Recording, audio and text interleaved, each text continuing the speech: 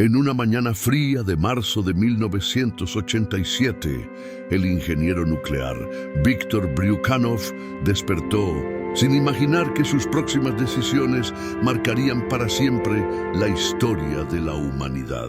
En el cajón de su escritorio de trabajo había un manual técnico de apenas 47 páginas. Un documento que, si hubiera sido seguido rigurosamente, podría haber evitado una de las mayores catástrofes nucleares de la historia moderna. Esta no es solo otra narración sobre Chernóbil.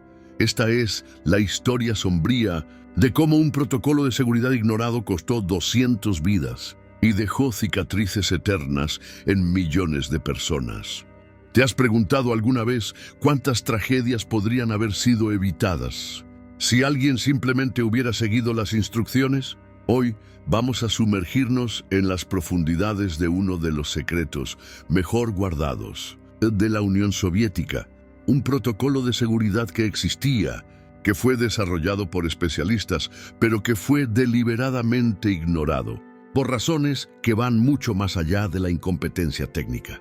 Prepárate para descubrir cómo la arrogancia, la presión política y la negligencia criminal se combinaron para crear una tormenta perfecta que aún reverbera en nuestros días. Esta historia va más allá de los manuales técnicos.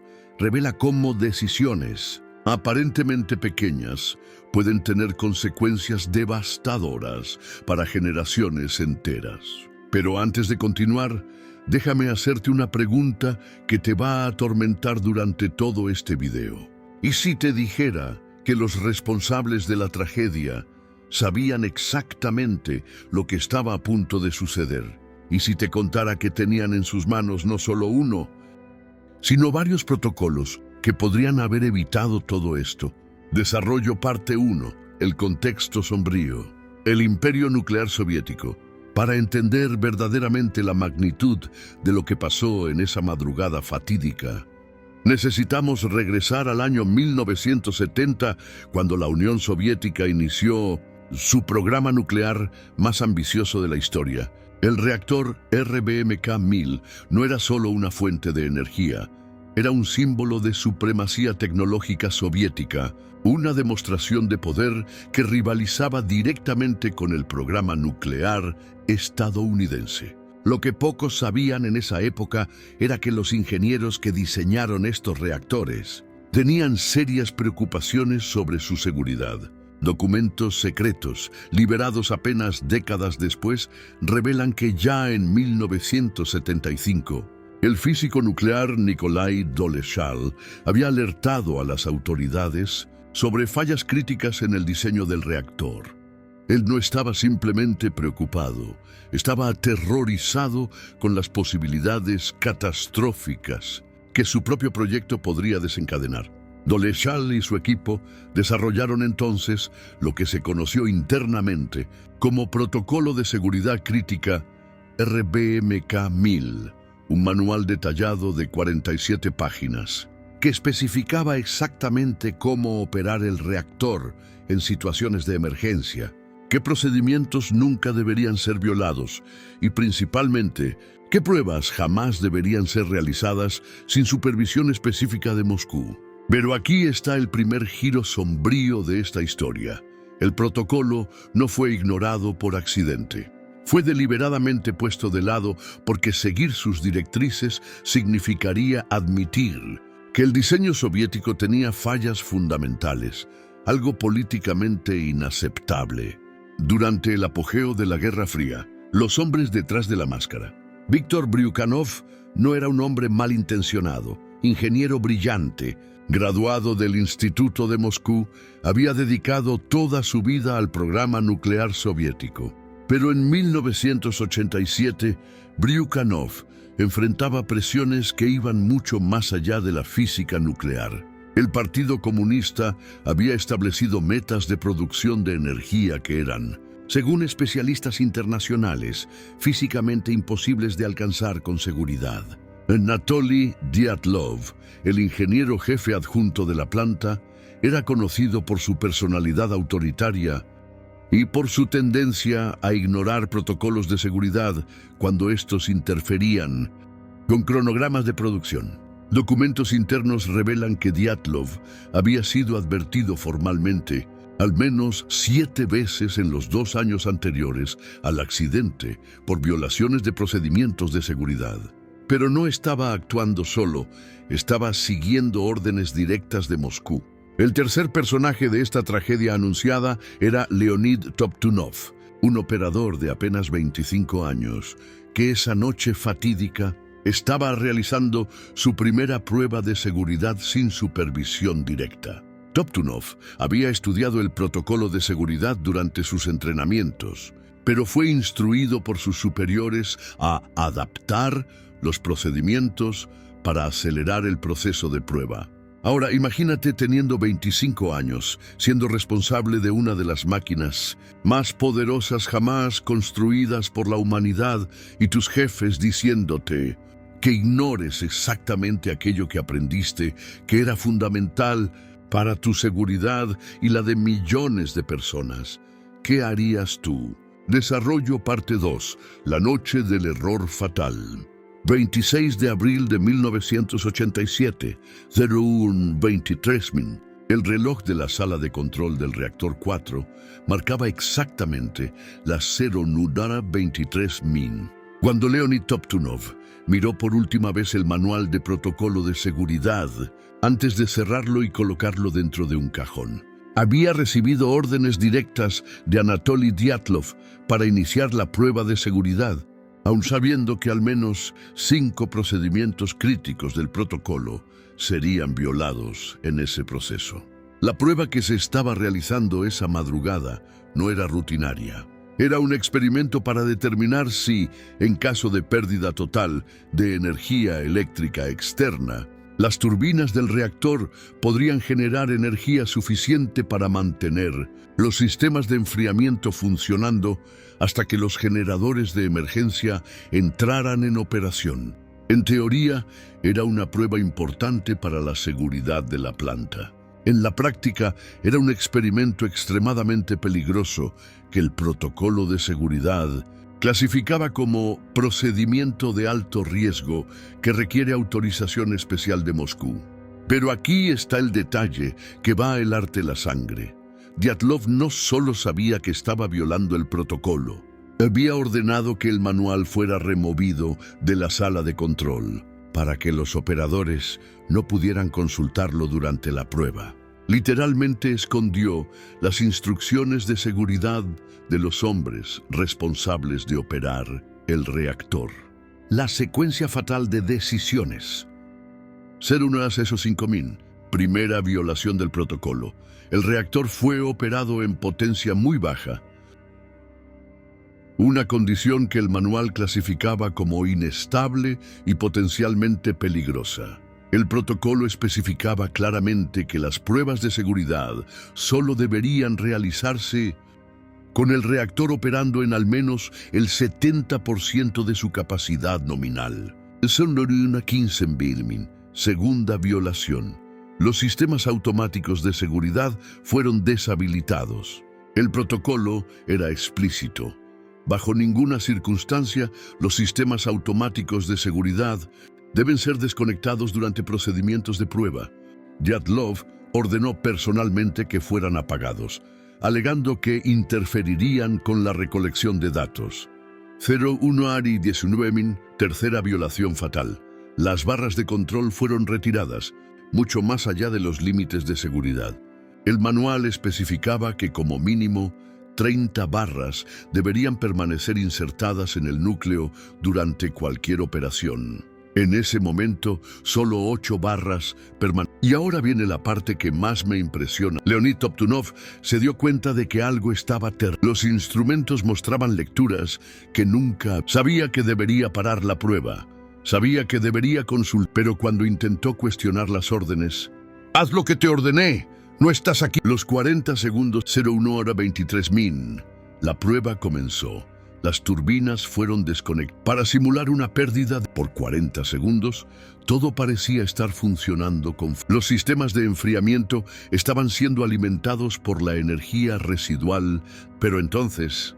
La potencia del reactor, que debería permanecer estable, comenzó a caer. Toptunov siguiendo instrucciones de emergencia que había memorizado pero que no constaban en el protocolo oficial, porque la prueba en sí no debería estar siendo. Intentó elevar la potencia retirando, y fue en ese momento que el protocolo de seguridad ignorado. El reactor RBMK-1000 tenía una característica conocida como coeficiente de vacío, una falla de diseño que hacía que en ciertas condiciones el reactor se volviera más reactivo y por tanto más poderoso. Cuando era exactamente eso lo que el protocolo como escenario de catástrofe absoluta a evitar 0,1 y 40 segundos. La potencia del reactor se disparó de 200 a más de 3.000 megavatios en menos. El núcleo del reactor alcanzó temperaturas superiores a los 2.000. El combustible nuclear comenzó a derretirse. El agua del sistema se transformó instantáneamente en vapor. 0,1 y 44 segundos. Toptunov, en desesperación, presionó el botón. El sistema de parada de emergencia, que debería insertar todas las barras de control y parar la reacción nuclear. Pero las barras de control, debido al sobrecalentamiento, se atascaron solo parcialmente. En lugar de parar la reacción, la hicieron a 1,3 y 47 segundos. La primera explosión no fue sino una explosión de vapor con fuerza equivalente a varias toneladas. El techo del reactor, pesando más de 2.000 toneladas, fue arrojado como si hace 23.000 y 49 segundos.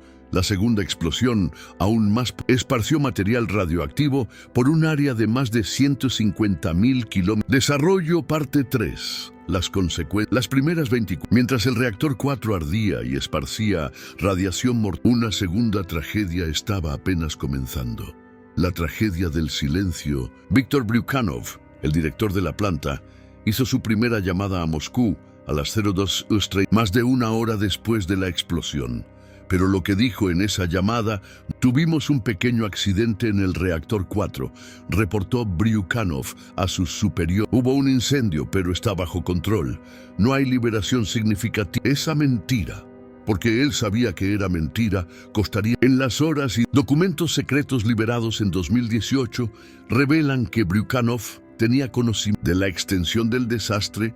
Había recibido reportes de radiación que eran 400 a los niveles considerados seguros para Sabía que el núcleo del reactor estaba Sabía que la ciudad de Pripyat, con sus 49.000 habitantes, es por radiación mortal Mientras las autoridades mentían y minimizaban, hombres y mujeres estaban tomando decisiones que salvarían aun sabiendo que esto costaría. Esta es la parte de la historia que más me emociona. Lo que hay de más noble en Alexander Akimov, el supervisor de turno, por más de 6 horas después de la explosión, intentando enfriarlo, sabía que estaba recibiendo una dosis letal de radiación. Sus dosímetros habían dejado porque la radiación estaba más allá de su capacidad. Aún así, Valery Hodemchuk, un operador de bombas, bajó voluntariamente a los sótanos inundados para cerrar válvulas que impedirían que el agua contaminada alcanzara Sabía que era una misión suicida. Sus últimos minutos de vida fueron salvando millones de personas Pero tal vez la historia más conmovedora sea la de Leo, el joven operador de 25 años, que había sido forzado a ignorar permaneció en su puesto hasta el final, intentando desesperadamente los procedimientos. Cuando fue finalmente removido de la sala de control, sus últimas palabras registradas fueron: sabía que debería haber seguido el manual. El precio real en los días que siguieron al accidente, una operación sin precedentes en la historia.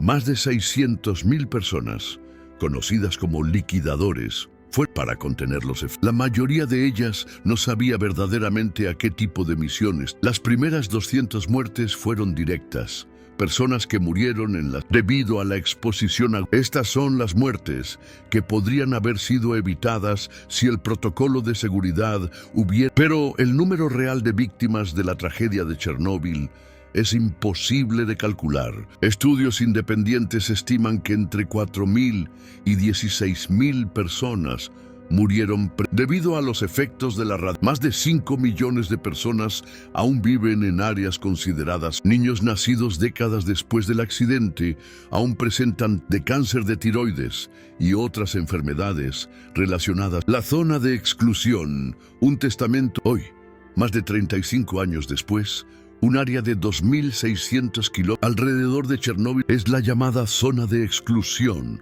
Un territorio que probablemente permanece por al menos, imaginen, 20.000 años. Cuando la radiación finalmente disminuya, nuestra civilización puede que ni siquiera. Dentro de esta zona fantasma, la naturaleza está lentamente. Lo que un día fueron prósperas Pripyat, que antes albergaba 49.000 personas, ahora es un museo al aire libre de edificios abandonados, parques infantiles oxidados, escuelas donde hay libros abiertos sobre las mesas, todo congelado en el tiempo desde aquel abril fatídico de 1900. Pero ¿saben qué es lo que más me impacta cuando veo imágenes de la zona? Es saber que todo aquello, toda esa desolación, podría haber sido evitado si un manual de 47 páginas hubiera... 47 páginas. Es menos texto del que muchas personas leen en redes sociales. Conclusión. Las lecciones que resuenan, el protocolo que vive. La historia del protocolo ignorado de Chernóbil no terminó en aquel abril de 1900. Continúa resonando a través de los corredores del poder, a través de las decisiones, a través de cada momento en que alguien con autoridad elige ignorar advertencia en nombre de la eficiencia, el lucro o la conveniencia. ¿Cuántas otras tragedias están esperando para suceder porque están siendo ignorados? ¿Cuántos manuales están being dejados de lado porque seguir sus directrices sería inconveniente? Estas no son preguntas retóricas. Son alertas urgentes sobre el mundo. Lo que más me atormenta de esta historia es darme cuenta de que de la tragedia de Chernóbil eran personas como tú y yo, con familias, sueños, pero tomaron decisiones, pequeñas decisiones, aparentemente, que resultaron en consecuencia. Bryukhanov eligió mentir a Moscú. Dyatlov eligió esconder el Toptunov, eligió seguir órdenes en lugar de seguir las sombras del pasado. Hoy, más de 3 décadas después, aún descubrimos sobre lo que realmente. Los archivos continúan siendo liberados, testigos continúan rompiendo y científicos continúan estudiando los efectos a largo plazo. Cada nueva revelación confirma lo que ya sabíamos. La tragedia era absolutamente... Pero la lección más importante de Chernóbil no es sobre la naturaleza humana. Es sobre cómo la presión, la arrogancia, pueden llevarnos a tomar decisiones es sobre cómo los protocolos de seguridad no son solo reglas, son barreras entre la civilización. Quiero que tú, que llegaste hasta aquí, hagas en tu vida profesional, en tu vida personal. Siempre que te encuentres con un protocolo, recuerda a Leonid Toptunov, que sabía cuál era la decisión correcta, pero fue presionado a tomar. Recuerda a las 200 personas que murieron porque recuerda a los millones que aún sufren. El protocolo de seguridad RBMK-1000 aún existe. Está archivado en sus 47 páginas ahora amarillentas por el tiempo, pero sus palabras. Ingenieros nucleares de todo el mundo estudian aquel documento, no solo lo que salió mal en Chernóbil, sino para garantizar que nunca más. Pero el verdadero protocolo que necesitamos seguir no está escrito en ningún. Está escrito en la conciencia de cada. Es el protocolo de la responsabilidad, de la honestidad, del valor. Cuando sabemos que algo está mal, aunque eso nos cueste, nuestra popularidad o las sombras del pasado no necesitan determinar. Cada uno de nosotros tiene el poder de romper el ciclo de negligencia que llevó a la... Cada uno de nosotros puede elegir ser la persona que dice la verdad, que pone la seguridad por encima de... La pregunta que les dejo hoy es simple. Cuando llegue tu momento de elegir entre seguir el protocolo o ceder a la presión para ignorarlo, recuerden, 200 vidas dependieron de la respuesta a esa pregunta en 1900. ¿Cuántas vidas pueden depender? Si esta historia te tocó como me tocó a mí, sobre la importancia de protocolos y responsabilidad, deja tu like para que más personas puedan. Suscríbete al canal Sombras del Pasado porque continuaremos de historias que el mundo... Y en los comentarios cuéntame, ¿Te has encontrado alguna vez en que tuviste que elegir entre seguir un protocolo de seguridad o las sombras del pasado solo tienen poder sobre nosotros cuando las traemos a la luz, cuando las estudiamos y se transforman en sabiduría que puede... Hasta el próximo video, recuerden.